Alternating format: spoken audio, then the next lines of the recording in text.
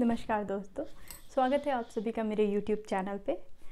तो आज हम बात करेंगे कि वो कौन सी चीज़ें हैं जिन्हें हमें प्रेगनेंसी में बिल्कुल भी नहीं करनी चाहिए। कि जब आप बैठते हैं तो आपको ये भी ध्यान रखना है कि जो आपके पंजे हैं, पैरों के जो आपके पंजे हैं वो ऐसे सपाट हों आपके धरातल से। आप जहाँ पे भी बैठे हों वहाँ से आपके ऐसे धरातल से सपाट हों। ये नहीं कि आप ऐसे एड़ी को उठा के बैठे हो या फिर आगे की तरफ ऐसे एड़ी को टिका के और पंजों को ऊपर करके, नहीं, उनको सपाट होना है आपके जो आपका समतल लेवल है जहाँ पे आप बैठे हुए हो वहाँ पे। और एक और चीज़ यहाँ पे मैं मेंशन करना चाहूँगी कि जनरली लोग क्या करते हैं कि बैठते हैं तो अपने लेग्स को क्रॉस कर लेते हैं। तो नहीं, लेग्स को क्रॉस नहीं करना है, आपके लेग्स को सीधे रख के फिर बैठना है। क्योंकि बेटर होगा कि आप अपने पैरों में स्पेस बना के बैठें और ये आपको ही आगे चल के और उस समय भी आपको वही रिलैक्स कराएगा। क्योंकि आप जितना रिलैक्स और आराम की पोजीशन में बैठोगे वो आपके लिए ही अच्छा है, ताकि आप में थकान की कमी, आपके में थकान नहीं होगी बहुत जल्दी और आप रिलैक्स कर सकोगे। और आपको ये भी ध्यान रखना है कि अगर आप किसी पोजीशन में बैठे हुए हो तो आप एक साथ 30 मिनट से 45 मिनट, बस उससे ज़्यादा नहीं। उसके बाद आपको वहाँ पे खड़े होके थोड़ा सा 3-4 बार वॉक करना है। ये नहीं कि आप किसी पोजीशन में बैठे हो तो बहुत ही लंबा 1 घंटा, 2 घंटा, 1.5 घंटा आप बैठे हुए हो, आप उठ ही नहीं रहे हो। नहीं, उससे क्या होता है, आपका ब्लड सर्कुलेशन हैम्पर होने लगता है, अच्छे से नहीं होता है। फिर आपको ही आगे, क्योंकि बॉडी में बहुत सारी चीज़ों की कमी भी होती है प्रेगनेंसी में, आप उतना अपने डाइट से नहीं ले पाते हो या सप्लीमेंट भी उतना नहीं हो पाता है, तो फिर वो आपको पैरों में झुंझुनाहट होगी, क्रैम्प्स आएंगे। तो इसलिए बेटर रहेगा कि आप अगर 30 मिनट या 40 मिनट बैठ लिए हो तो आप उठो, पानी पीने के बहाने ही थोड़ा सा वॉक कर लो। कॉफ़ी तो मैंने मना किया है बस 2 बार, तो पानी ही थोड़ा पी लो और पानी जितना पियोगे वो आपके लिए ही अच्छा है। तो पानी पीने के लिए वॉक कर लो। तो दोस्तों, यहाँ पे जो हमारा अगला पॉइंट है वो बेहद ही इम्पॉर्टेंट है और इसको आपको किसी भी कीमत पे इग्नोर नहीं करना है। तो क्या होता है कि जब हमारे स्टार्टिंग के डेज होते हैं प्रेगनेंसी के, तो हमें ऐसा फील आता है और होता भी है। हालांकि स्टार्टिंग में मैं नहीं बोलूँगी कि इतना होता है, बट ऐसा फील आता है कि हमें बार बार यूरिनेशन के लिए जाना है या फिर आपको बार बार यूरिन आ रहा है। तो आप क्या करते हो कि आप रोकते हो उन चीज़ों को, क्योंकि ऑफिस में अगर आप कहीं बाहर हो तो ये आपके पॉसिबल नहीं है कि आप बार बार जाओ उठ के, और थोड़ा सा एम्बैरेसिंग लोगों को लगता है। हालांकि ऐसा लगना नहीं चाहिए, क्योंकि बहुत सारे लोग शुरू के दिनों में लोगों से डिस्कस नहीं करते हैं कि वो प्रेग्नेंट हैं, तो उनको ऐसा लगता है कि चीज़ें आउट ना हो जाएं या फिर उनको हाइड करना है, और इस चक्कर में वो बार बार उठ के यूरिन के लिए नहीं जाते हैं। तो इससे क्या होता है, जो आपका यूट्रस है उस पर आपके ब्लैडर का प्रेशर बढ़ता जाता है, तो जो कि बिल्कुल भी अच्छा नहीं है। तो इसलिए आप प्लीज़ यूरिन को मत रोकिए, आपको जितनी बार आए आप उतनी बार जाइए। और ये कहीं का भी आइडिया नहीं है कि लोगों को डिस्क्लोज ना हो, इसके लिए आप अपनी हेल्थ और अपने बेबी के हेल्थ को सफ़र करेंगे, तो प्लीज़ आपको जाना ही जाना है। और दूसरी बात यहाँ ये है कि अगर आपको यूरिन आ रही है तो इसलिए भी आपको वो पास आउट करनी, यूरिनरी ट्रैक्ट इन्फेक्शन एक होता है और ये बहुत कॉमन होता है अगर आप प्रेग्नेंट हो। क्योंकि प्रेगनेंसी में आपकी जो बॉडी की इम्यूनिटी होती है ना, वो थोड़ी वीक हो जाती है। और वो क्यों वीक होती है, क्योंकि जो बेबी होता है उसको आपके बॉडी में इम्प्लांट होना होता है और वो अडेप्ट होता है आपके बॉडी में। तो आपकी बॉडी भी कई सारी चीज़ों को अडेप्ट करती है, क्योंकि आपने सुना ही होगा ना कि अक्सर लोगों की किडनियाँ मैच नहीं होती हैं, उनका इम्यून सिस्टम उसको रिजेक्ट कर देता है। तो यहाँ पे ऐसा क्यों नहीं होता है, क्योंकि आपका जो गॉड गिफ्टेड है ये चीज़ें, कि जो आपकी बॉडी की इम्यूनिटी है उसको पहले से ही वो वीक कर देता है, ताकि जब वो बेबी आपके बॉडी में इम्प्लांट होने के लिए आता है या इम्प्लांट होता है तो फिर वो आपका जो इम्यून सिस्टम है वो उसको रिजेक्ट ना करे। तो इसलिए पहले से आपकी इम्यूनिटी वीक हो गई है। तो इस चक्कर में क्या होता है कि जो आपकी ये छोटी छोटी इन्फेक्शंस होते हैं, जैसे आपको यूरिनरी ट्रैक्ट या माइकोबैक्टीरियम या फिर और भी कई सारे जो होते हैं, उनका इन्फेक्शन होने का डर बहुत ही ज़्यादा कई गुना बढ़ जाता है। तो इसलिए आपको इन चीज़ों का ध्यान रखना है कि अगर आप बार बार यूरिन रोकोगे तो फिर वो आपका यूरिनरी ट्रैक्ट इन्फेक्शन में ना कन्वर्ट हो जाए।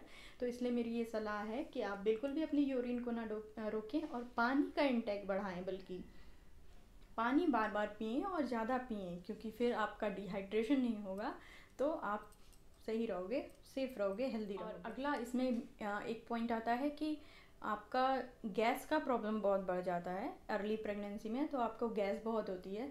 और तो क्या होता है, फ्लैटुलेंस जब होता है तो लोग क्या करते हैं, पास ना करूं इस चक्कर में उसको आप हाइड करने की कोशिश करते हो कि वो बाहर ना आए। तो इस चक्कर में क्या होता है, अगर आप बार बार ये चीज़ें करोगे तो आपका ही प्रॉब्लम होगा।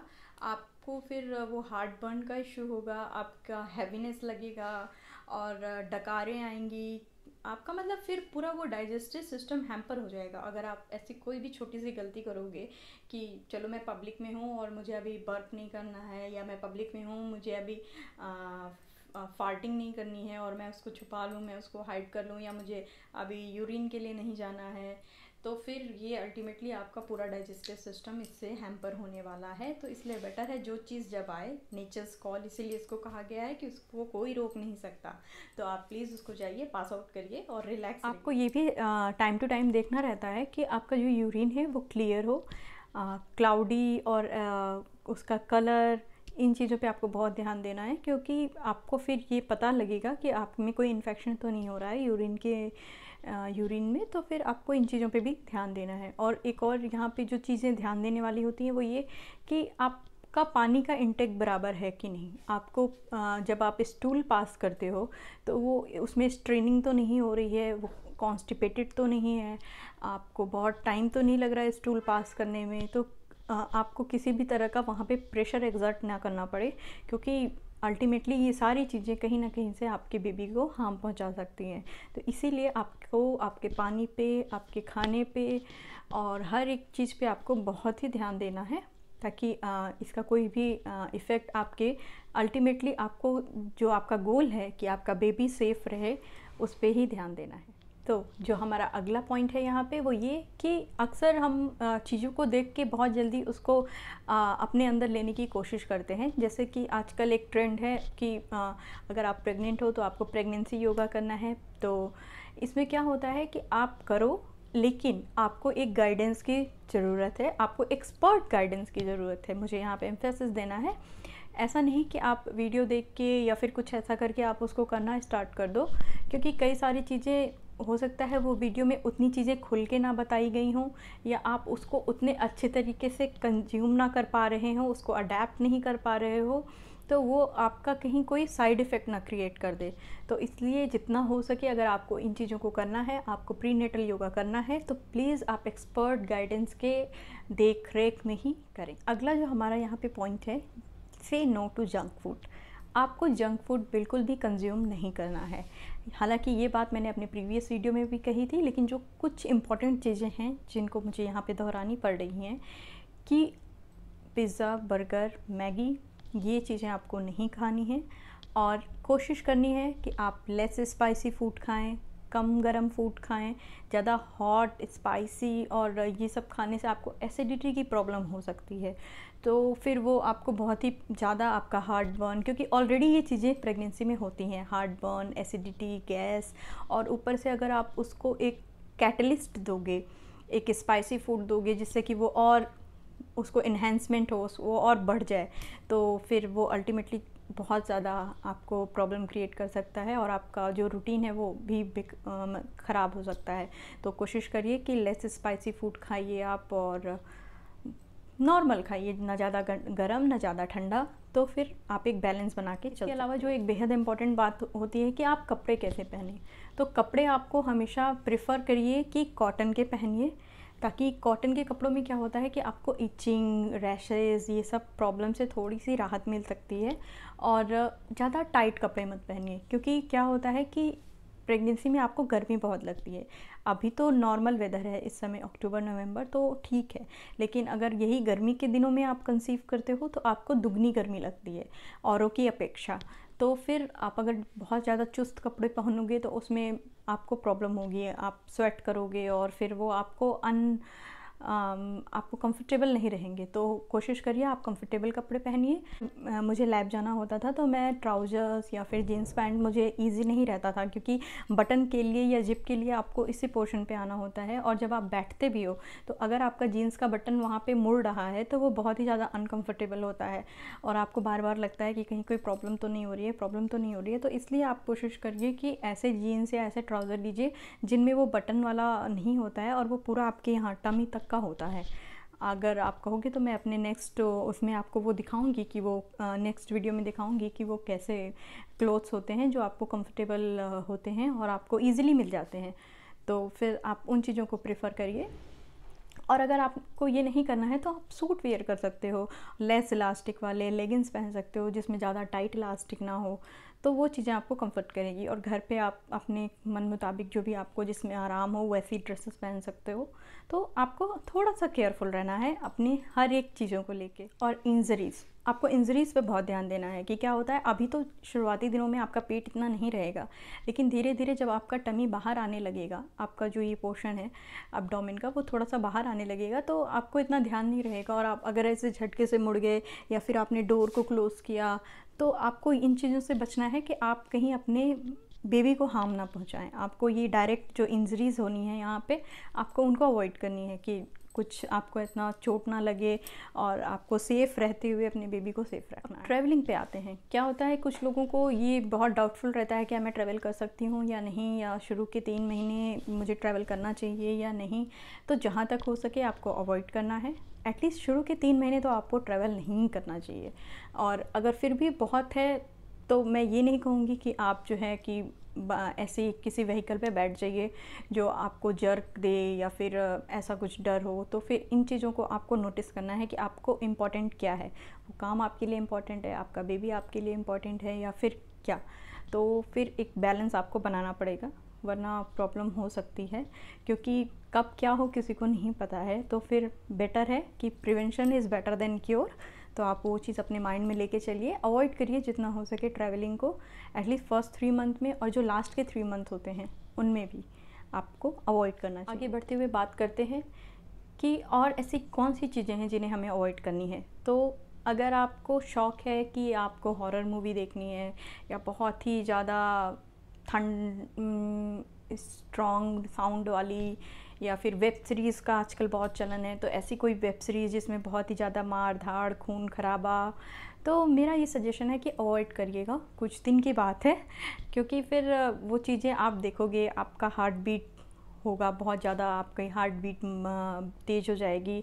तो हार्ट बीट तेज़ होगी तो आपका जो ब्लड सर्कुलेशन है पूरे बॉडी में वो बढ़ जाता है, और ऑलरेडी आपका इस समय पैल्पिटेशन और ये सब चीज़ें, तेज़ धड़कन, ये सब नॉर्मल होता है।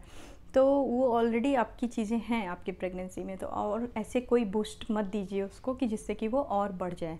तो अवॉइड करिए इन चीज़ों को कि आप हॉरर मूवीज़ देख रहे हो, वेब सीरीज़ देख रहे हो, या फिर डीजे की म्यूजिक बहुत साउंड हाई होता है। अभी दिवाली आने वाली है, तो दिवाली पे जो क्रैकर्स होते हैं, पटाखे होते हैं, उनका जो साउंड होता है लगातार, कई लोग बहुत सारी लंबी सी वो बेलें बिछा देते हैं, उनको क्या बोलते हैं, आई डोंट रिमेंबर एग्जैक्टली, क्योंकि मैंने बहुत दिन से पटाखे नहीं जलाए हैं तो मुझे नाम भी अब कुछ कुछ भूल रहे हैं। तो वो झड़ी वाली होती हैं चटाइयाँ, राइट, चटाइयाँ, तो वो चटाइयाँ लंबी सी बिछा देते हैं और एक साथ उनमें आग लगाते हैं, तो वो धाड़ धाड़ धाड़ धाड़ धाड़ एक लंबी आवाज़ आती है। तो ये सब बहुत ही ज़्यादा डरावनी और भयानक होते हैं, और अंदर भी आपका बेबी, उसको भी प्रॉब्लम होगा।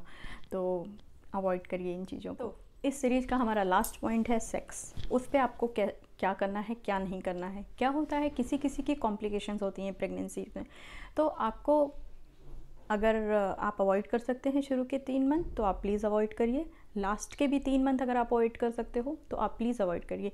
बीच का जो ड्यूरेशन है अगर आप चाहते हो तो आप कर सकते हो, लेकिन उसमें भी आपको अपने डॉक्टर की सलाह लेना बहुत ज़रूरी है, क्योंकि एक डॉक्टर ही आपको बेहतर बता सकता है कि ये चीज़ आपके लिए सेफ़ है या नहीं है।